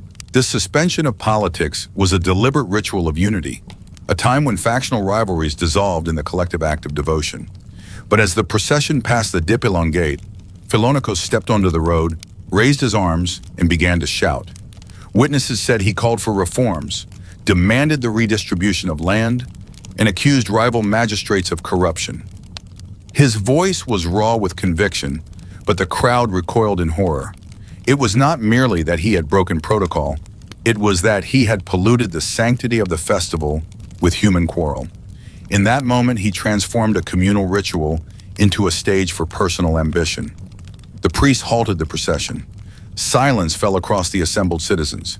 Then, without a word of debate, the Archon Basileus, the religious official presiding over the rites, ordered the punishment to begin. In Athens, certain transgressions were believed to carry a stain so profound they could not be erased by fines or exile. They demanded immediate public atonement. Philonikos was seized and dragged to the steps of the altar of Athena Polias. There, before the eyes of the goddess he had defiled with his words, he was stripped to the waist and beaten with rods. Every strike was accompanied by a prayer of purification, as if the blows themselves were a ritual to drive out his offense. But this was only the beginning. Under the city's most ancient laws, there was a punishment reserved for those who corrupted sacred ceremonies with political speech: the excision of the tongue. It was a sentence designed not merely to silence, but to make a permanent example of the offender. To speak where silence was commanded was to lose the ability to speak at all. As the executioner stepped forward, the crowd watched in a mixture of horror and grim satisfaction. This was the price of violating the invisible boundary between the sacred and the profane. One chronicler wrote that in the hush before the blade descended, Philonikos wept, not for himself, but for the ruin he had brought on his family name. For in a society built upon honor, disgrace could echo across generations. What makes this story so haunting is that it was not an isolated incident. Throughout Greek history, similar episodes recurred whenever ambition collided with ritual. The festival was a place of enforced equality. Rich and poor stood together, citizens forgot their rivalries, and the gods were the sole focus of all speech and action. To inject politics into this fragile unity was to remind everyone of the divisions waiting to resurface. In modern times, we often celebrate the Athenian love of debate, the free exchange of ideas that shaped democracy itself. But beneath this ideal lay an unyielding conviction that certain spaces must remain untouched by argument. The Panathenaic procession was not just a festival, it was a performance of cosmic order, and any word that disrupted its rhythm threatened to unravel the bond between the city and the divine. As Philonikos was carried away, his blood staining the flagstones, the procession resumed. The musicians began again. The hymns rose over the rooftops, and in that seamless continuation, the message was clear. No individual, no matter how persuasive, was above the collective need to honor the gods without distraction. His voice, once so confident, had been reduced to silence, absorbed by the greater chorus of the city's ritual life. Perhaps the most unsettling lesson of this story is that it speaks to a universal impulse, to enforce silence when speech is deemed dangerous, to protect collective identity by erasing the individual who dares to disrupt it. We may believe ourselves distant from such extremes, yet even today, moments of shared solemnity provoke anxiety about intrusion, contamination, or disrespect. In the end, the story of Philonikos is a reminder that the price of speaking out is sometimes measured not only in censure or ridicule, but in the irreversible loss of one's own voice. It is a story about the tension between freedom and belonging, between the individual will and the rituals that bind a community together. And it leaves us to wonder, how many times in history has a single voice been silenced not because it was wrong, but because it dared to be heard at the wrong moment? The servant who entered the Temple of the Virgins. Imagine a sunlit city where marble gleamed like bone, and every street was watched by statues of gods. In ancient Greece, sanctuaries were not merely places to worship. They were boundaries between the mortal and the divine, places so sacred that to cross their threshold unbidden was to challenge the very order of the world. Among all these sanctuaries, none inspired more awe and terror than the Temple of Hestia, goddess of the hearth in the sacred flame. It was here that the Vestal-like virgins tended the eternal fire, a living symbol of purity and civic life. No man was permitted to set foot inside the sanctuary's inner chamber. To do so was to bring pollution that could unravel the safety of the entire city. Yet one day, a single servant boy broke that taboo and paid a price so terrible that his story became a warning whispered for generations. The boy's name was never recorded. He was the son of a slave woman, born in the shadows of the great houses, raised to fetch water, sweep floors, and carry messages he could never fully understand. On the morning his life ended, he was sent to deliver a basket of fresh laurel to the outer courtyard of Hestia's temple. It was a task he had performed many times before. The courtyard was where offerings were left and where priests might pause to greet citizens. But that day, confusion and chance conspired to undo him. As he stepped past the outer colonnade, he saw a door standing ajar, the flickering glow of torchlight dancing on white stone. Perhaps he thought he was meant to set the basket inside. Perhaps he was curious to glimpse the hidden heart of the temple. No one knows what compelled him to cross the threshold. Inside, the temple was hushed and fragrant with the scent of burning resin. The sacred flame of Hestia burned on its stone altar, tended by veiled women whose lives were bound to purity. They turned in shock as the boy's shadow fell across the chamber. For an instant, no one moved. Then the high priestess raised her voice in a cry so piercing that it sent acolytes running. The servant dropped the basket, backing away with terror written across his face. But it was too late. In that moment, the flame had been profaned by the presence of a male outsider. Word spread faster than any messenger could carry it. Within hours, the city's elders gathered to decide his fate. No plea could save him. The law was clear. Any male who entered Hestia's sanctuary defiled her and threatened the covenant that kept the hearth and, by extension, the city safe.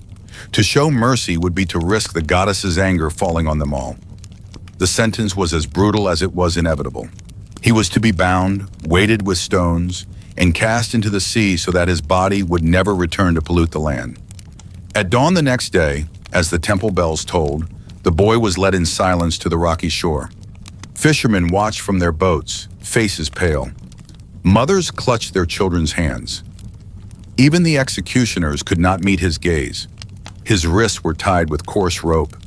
Heavy stones were fastened to his ankles and chest. He did not struggle, perhaps because he was too young to believe what was happening. Or perhaps because some small voice inside him still hoped the sentence would be revoked at the last moment. It never was. As the sun broke over the waves, he was lifted by strong arms and hurled into the sea. Witnesses said the water swallowed him in a single breath. No splash, no cry, just silence where a life had been. The ripples spread outward, touching every hull and piling, as if to remind the city that some transgressions could never be undone. The Temple of Hestia was sealed for purification rites that lasted weeks. Priests carried out elaborate ceremonies to cleanse the sanctuary. New fire was kindled with a mirror that captured the sun's rays, a sign that the goddess's flame had been rekindled, that the city was safe again. But beneath the relief, unease lingered. No one could deny that it had been a child who paid the price. No one could forget how quickly compassion had vanished when sacred order was threatened. Long after the temple's power faded, the story was told and retold. Parents warned their children never to question the invisible boundaries drawn by gods and men. Philosophers debated whether divine law should ever override mercy. And poets wrote verses wondering if the boy's spirit still drifted beneath the waves, searching for a home that would never again welcome him. Today, when travelers walk the ruins where the sanctuary once stood, they see only broken columns and scattered stones. The flame has long since died, and the names of the priestesses have been swallowed by time.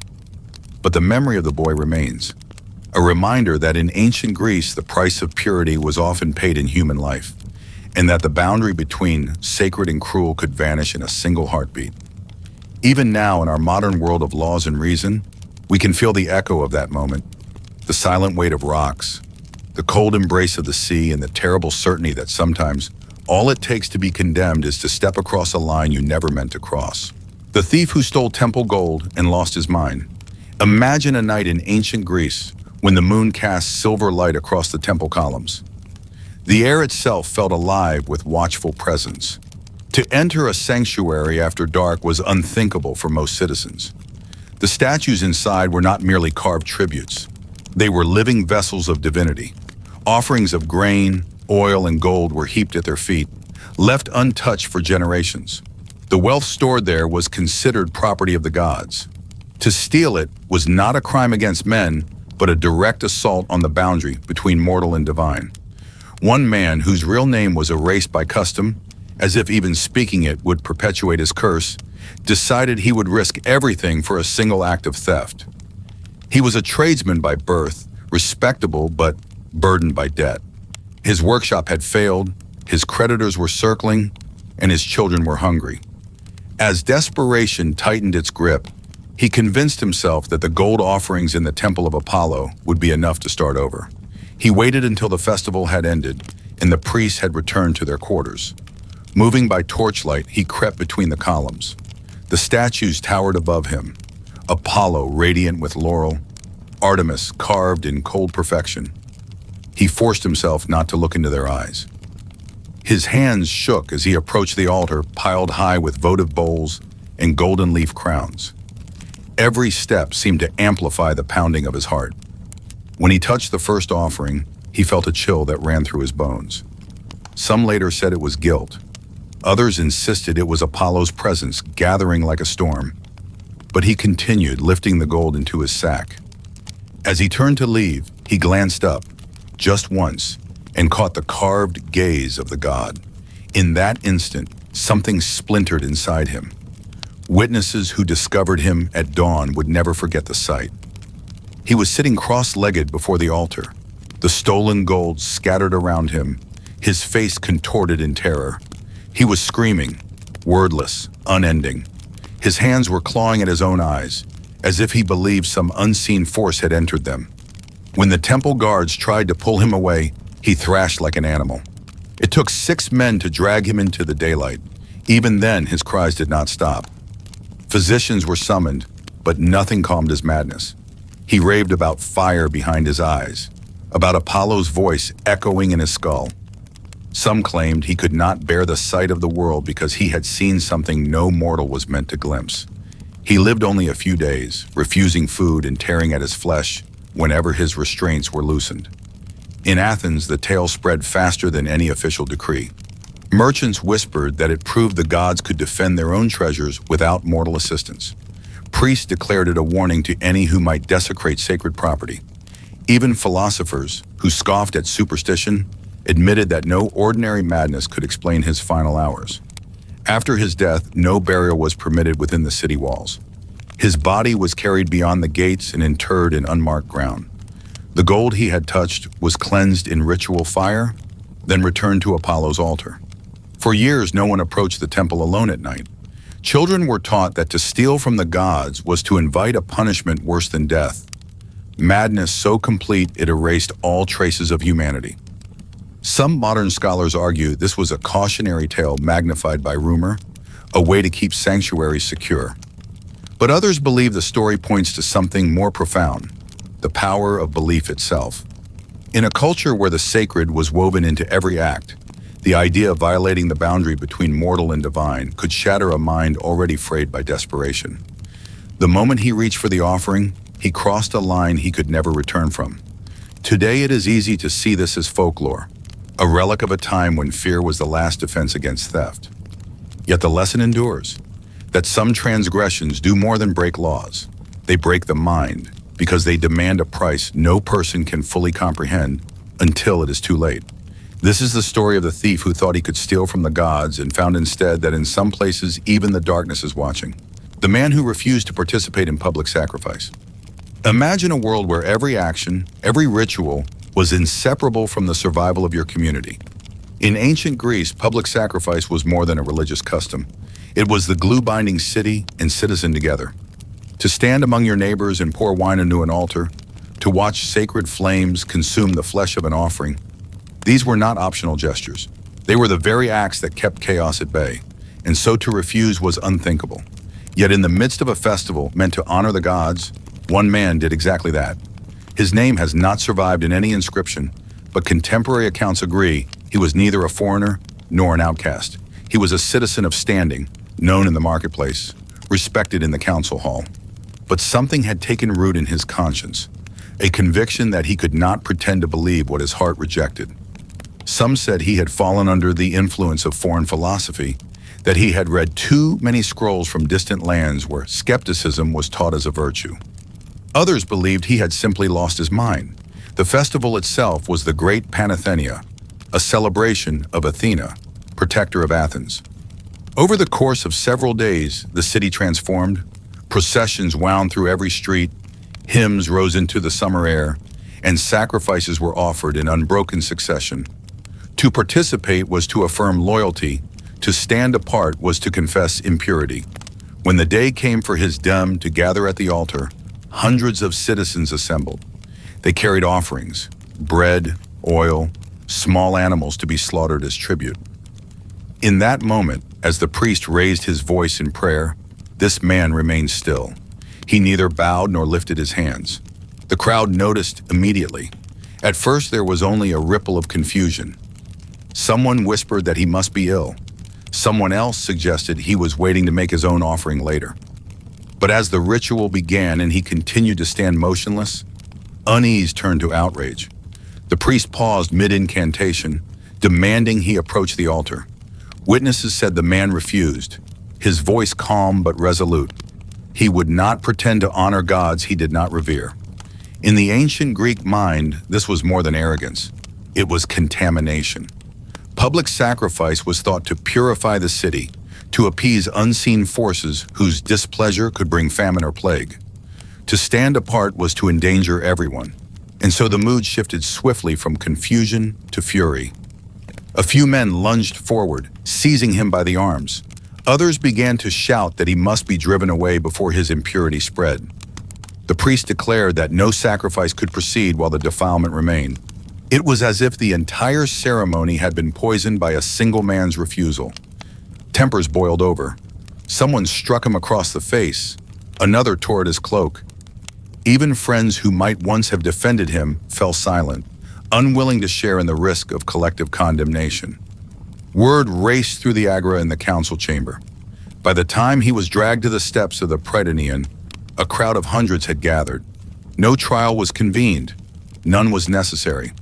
To all present, the evidence was undeniable. He had refused to perform the rites, and the city's safety demanded swift action. A decree of instant exile was pronounced. He would be allowed to take only what he could carry, and he was forbidden to return upon pain of death. Within hours, the gates opened, and he was driven out, bruised and stripped of civic identity. No formal record survives of where he went, only the echo of a warning that spread among the people in the aftermath. Children were told that to stand apart from the sacrifices was to stand apart from humanity itself. Philosophers might debate the nature of piety, but ordinary citizens could not afford to. Their crops depended on Athena's blessing. Their ships relied on Poseidon's favor. Their families trusted that the gods would not withdraw protection over one man's pride. And yet, centuries later, it is impossible not to feel the chill of what that moment meant. To be surrounded by thousands, yet utterly alone. To know that no argument, no appeal to reason, could outweigh the visceral terror of divine anger. In that moment, the city became a single will, a force no individual conscience could withstand. Historians have debated whether this man was a proto-atheist or simply a stubborn eccentric. Some believe he was influenced by early Cynic thinkers, who taught that virtue resided within and that public rituals were empty theater. But whether he acted from philosophy or conviction or desperation, the result was the same: erasure. No record remains of any attempt to rehabilitate his name. No monument commemorates his exile. In the official accounts, his refusal became a footnote, a cautionary example of the madness that could grip a man when he forgot his place in the cosmic order. But in the undercurrents of oral tradition, his story survived, passed in quiet murmurs among those who wondered if perhaps there was a kind of courage in refusing to bow. It is a story that forces us to reckon with the price of dissent in any society that demands conformity as the price of safety. For the ancient Greeks, the collective was always greater than the individual. To question the rituals was to question the fabric of existence. And so he vanished beyond the walls, carrying nothing but the certainty that he had stayed true to whatever voice whispered in his conscience, even as it destroyed him.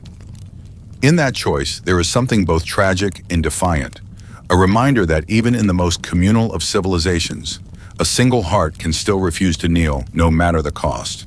The city leader who tried to tax the priests. Imagine a city of stone and marble, where temples gleamed brighter than any palace, and the air itself seemed thick with the breath of the gods. In this city, whose name some records give as an ancient Greek colony near the Ionian coast, a single ruler decided he was greater than tradition. His name was Lysandros, a man whose ambitions had already made enemies. To his mind, the wealth of the temples was a wasted fortune, locked away behind altars and incense while soldiers went unpaid and roads crumbled into dust.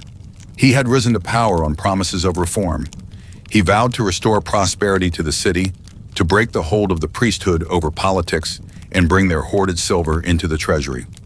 Many merchants cheered his plans, weary of watching their taxes grow heavier, while the priests held banquets in sacred courtyards. But others shuddered at the thought of touching what was not meant for mortal hands. In Greece, temples were not merely places of worship. They were the vaults of civilization's contract with the divine. Still, Lysandros pressed on. He summoned scribes to draft decrees, mandating a new levy on all temple incomes, a tax to be paid in coin or in kind, enforced by the city guards. When the scrolls were unrolled in the agora, the announcement rippled through the crowd like a chill wind. The priests of Demeter and Apollo appeared before the council in their white robes, faces grave as they declared that the gods would not suffer such theft. They reminded the assembly of cities that had fallen when sacred property was violated, how plague and famine had followed acts of greed disguised as reform. Lysandros laughed. He told them piety had become an excuse for corruption, that if the gods were just, surely they would understand the needs of the people. He ordered the guards to escort the priests out of the council hall, and at that moment, something in the city's spirit seemed to fracture. Witnesses later said the torches flickered, though no wind blew. A tremor passed underfoot. Still, the decree was sealed. The following dawn, Lysandros' guards arrived at the temples to seize the first payments. They carried tall ledgers and iron scales, prepared to weigh out offerings of grain and gold. Yet as they crossed the threshold, the high priest of Apollo raised his hands and spoke a single curse in a voice so calm it chilled even seasoned soldiers. He declared that those who robbed the god would be the first to taste his wrath. Some guards faltered, refusing to step forward. Others, hearts hardened by duty or ambition, began taking inventory. That night, the city's garrison was divided. Rumors spread that the oracle at Delphi had condemned the tax and that the gods had already turned their faces away. Families barred their doors, afraid to be associated with the blasphemy. By the third day, the tension snapped. A contingent of Lysandros' own guards returned from the temple district. But instead of bringing tribute, they came bearing fury. In the council hall, they threw down their weapons and declared they would no longer serve a ruler who defied divine law. They said they would not stand by while the city's doom was summoned by arrogance. Lysandros, stunned, demanded they remember their oaths. But the guards replied that their first loyalty was to the gods who watched over the walls, not to any mortal. A chorus of voices rose among the citizens who had gathered outside. The ruler who had sworn to save the city had instead imperiled everything. Faced with open rebellion, Lysandros tried to bargain. He offered to rescind the tax if the priests would intercede and declare the city forgiven. But no reassurance came. It was too late. The damage was done. Not just to the coffers or the guard ranks, but to the invisible trust that bound the people to their protector spirits. That night, as torches guttered in the streets, Lysandros fled the palace through a hidden passage, fearing assassination by his own soldiers. Some accounts say he escaped into exile, living out his days as a wanderer in the Peloponnese. Others insist he was captured and brought before the same priests he had tried to humble, forced to beg forgiveness before being exiled in disgrace. In the months that followed, the city slowly returned to its old ways. The temples were restored to their autonomy. Public ceremonies were held to placate the offended gods. Sacrifices redoubled. Hymns sung night after night in the hopes of repairing the rupture. And though no plague or famine struck immediately, the memory of Lysandros' hubris lingered as a cautionary tale. For generations, parents told their children how a single decision to tax the sacred had shattered a ruler's power overnight. It was not an enemy's sword that brought him down, nor a rival's scheme, but the collective conviction that no mortal authority could claim ownership over what belonged to the divine. Even the most practical citizens came to believe that temples were not just repositories of wealth, but the beating heart of the city's fortune itself. And so the story endures, a reminder that in the ancient world, respect for the gods was more than ritual. It was the unseen foundation of order, prosperity, and legitimacy. To defy it was to declare yourself greater than the forces that bound the cosmos together. And history records that any mortal who dared make such a claim would, in the end, lose everything. The woman who lied in a sacred court and went mute. Imagine a world where every oath was not just a legal formality, but a solemn contract with forces unseen, where the very air around a temple seemed to listen to your words, waiting to record them in some cosmic ledger. In ancient Greece, the notion of truth was inseparable from the divine. To speak falsely in a sacred space was not simply perjury, it was an assault on the moral architecture of the universe itself. Among the many temples that dotted the Greek world, some served not only as houses of worship, but also as courts of law. These sacred courts were places where disputes too tangled or sensitive for ordinary magistrates were submitted to the god's judgment. It was believed that in such settings, a lie would inevitably summon retribution, sometimes subtle, sometimes immediate, always inescapable. One case preserved in the writings of later chroniclers tells of a woman whose name has been lost to time. She lived in a coastal town near Epidaurus, where a modest temple to Apollo functioned as a sanctuary and tribunal. She was a widow respected in her community, known for her piety and her keen sense of commerce.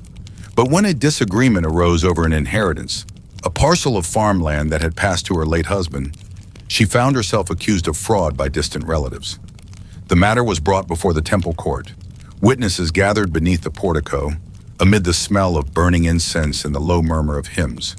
A statue of Apollo, radiant and unblinking, presided over the proceedings. Here, every word spoken under oath was believed to carry a spark of divine witness. To lie in this place was to dare the god himself to act. Standing before the altar, she was asked to swear by Apollo's name that the land had been lawfully promised to her. Her voice did not waver. She lifted her right hand, recited the oath, and declared her innocence. But according to those present, something in her eyes betrayed hesitation, a flicker of uncertainty that passed so quickly it was almost invisible. The priest accepted her statement and dismissed the case. Yet as she stepped away from the altar, a hush fell over the assembly. At first it seemed no consequence would come. But later that evening, when she returned home, she found she could no longer form words. Her voice emerged only as a hoarse rasp, then as nothing at all. She tried to call to her servants, but could produce only silence. Terrified, she ran back to the temple, gesturing frantically, trying to force sound from her throat. Witnesses said her mouth moved as if to speak, but no syllable came. Panic spread among those who saw her, in a society steeped in belief that the gods enforce truth. The explanation was immediate. Apollo had struck her mute. The punishment was as precise as it was devastating. She had lied in the sanctuary, so her voice, her instrument of deceit, was taken from her. There was no formal sentence, no magistrate's decree. The priests gathered at dawn and declared that the case was closed. They would not intervene further. In their eyes, the god himself had judged her. Word of her fate spread quickly, carried by travelers and merchants until it became a cautionary tale repeated in marketplaces and symposiums. Parents told it to children as proof that no deception, however small, escaped divine attention. Some skeptics, then as now, wondered whether her muteness was not divine punishment, but the result of shock or guilt. Ancient medical writers speculated that extreme fear could paralyze the voice. But to her neighbors, these theories were irrelevant. What mattered was the symbolism. She had invoked Apollo to shield her lie, and Apollo had answered. For months afterwards, she lived in a kind of exile within her own home. Unable to plead her case or protest her innocence, she became a living testament to the power of sacred oaths. Even those who pitied her dared not contradict the official narrative. To doubt her punishment was to doubt the god himself. What makes this story so compelling is not merely the outcome, but the psychology that surrounded it. In the Greek worldview, the gods were not distant deities who intervened only in epic conflicts. They were intimate forces that governed daily life, ready to act at the smallest provocation. Every vow, every promise, carried the weight of cosmic attention. It is easy to imagine her, in those final moments before she spoke the oath, feeling the pressure of expectation, the fear that the truth would cost her everything. Perhaps she told herself that a small lie, uttered in desperation, could be forgiven. Perhaps she believed that if she spoke it with conviction, even the god would look away. But the instant she spoke, she crossed a threshold no retraction could undo. Her story endures because it embodies an ancient truth, that sometimes the most terrifying punishments are not imposed by human hands, but by the conviction of an entire community that the divine has passed judgment. Whether her silence was a miracle or a tragedy of the mind, it achieved the same end. It enforced a collective lesson: never invoke the gods to conceal what your conscience cannot bear. In the centuries that followed, her tale was woven into the fabric of local legend. Even as skepticism grew and philosophers challenged the old stories, the image of the mute woman remained potent. She was a symbol not only of punishment, but of the power words hold, and the price that must be paid when they are betrayed. The sailor who ignored a temple's warning and vanished at sea. Imagine the salty wind brushing your face as you stand on a creaking dock, staring at the horizon that promises both fortune and oblivion. In the ancient Greek world, the sea was a living force, unpredictable, hungry, and always listening. Sailors knew that every voyage was a negotiation with the gods, a bargain struck with powers that could bless your journey or end it without warning. No sailor worth his salt would leave port without first consulting the temples that watched over the waves. Yet there was one man who thought himself beyond such caution, who believed that his ambition was stronger than any prophecy. This is the story of the sailor who ignored an oracle's warning and vanished into the depths, leaving behind only whispers of divine justice. He was a seasoned merchant, known for his confidence and wealth. His ship was said to be among the fastest on the Aegean, her hull reinforced against storms and pirates alike. On the morning of his departure, he entered the temple of Apollo, where generations had come to seek guidance before setting sail. The oracle, a woman whose face was hidden behind a veil of fine linen, sat beside the sacred tripod. When he asked if the winds would favor his voyage, she inhaled the sweet smoke curling from the altar and spoke in a voice that seemed older than the stones themselves. Her words were simple. Not all journeys end in safe harbor. Delay your departure, for the sea is restless. But the sailor scoffed. He had a cargo of precious oil and pottery bound for distant ports, and every day he lingered cost him gold. His crew muttered that no good would come from defying Apollo's messenger, but he would not be swayed. As the sun rose, he ordered the lines cast off, and his ship slipped from the harbor with sails billowing bright against the sky. Onlookers watched in uneasy silence, some crossing themselves or whispering prayers as the vessel disappeared beyond the headland. Days passed with no word. Other ships returned, their captains reporting heavy winds and strange currents. One swore he saw the sailor's ship far from its planned route, struggling against waves that seemed to rise from nowhere. Another claimed that on a moonless night, they heard a voice calling across the water, a voice that sounded like a man pleading for help, swallowed by the wind before they could trace its source. Soon the rumors became darker. Some said the gods had summoned a storm to punish his pride. Others insisted that sea spirits, angered by his defiance, had dragged his ship into the depths as a warning to all who doubted the oracle's sight. Weeks turned into months, and hope curdled into certainty. No wreckage washed ashore.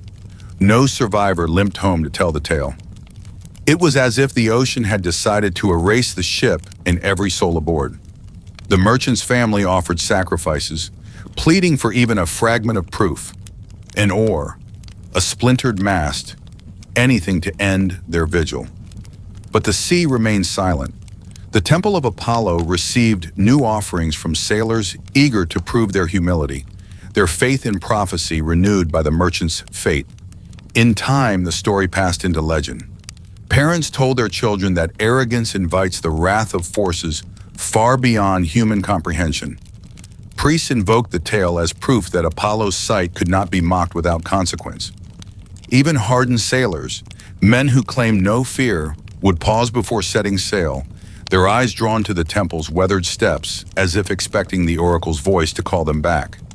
Centuries later, when historians tried to separate fact from folklore, they found records confirming that a wealthy merchant disappeared after ignoring a prophecy. The names had blurred with time, but the core remained. A man whose pride outweighed his caution, a ship swallowed by a sea that kept its secrets. Archaeologists searching the seabed sometimes find ancient anchors and amphorae, the ghostly traces of vessels lost to storms. But none have been conclusively linked to that final voyage. And so the legend endures. It endures because it speaks to something we still recognize. The part of ourselves that refuses to believe warnings, that trusts in our own power to outwit fate. Even in our modern world of charts and satellites, we sense that there are forces we do not control, currents we cannot see until they pull us under. When you stand at the edge of the sea, listening to the endless rhythm of waves, remember the sailor who heard the gods' warning and sailed anyway. Remember that sometimes the price of certainty is not merely loss. It is disappearance, a vanishing so complete that only the echoes remain, carried on the wind to remind us that no ambition is immune to the oldest power of all, the quiet, patient judgment of the sea itself.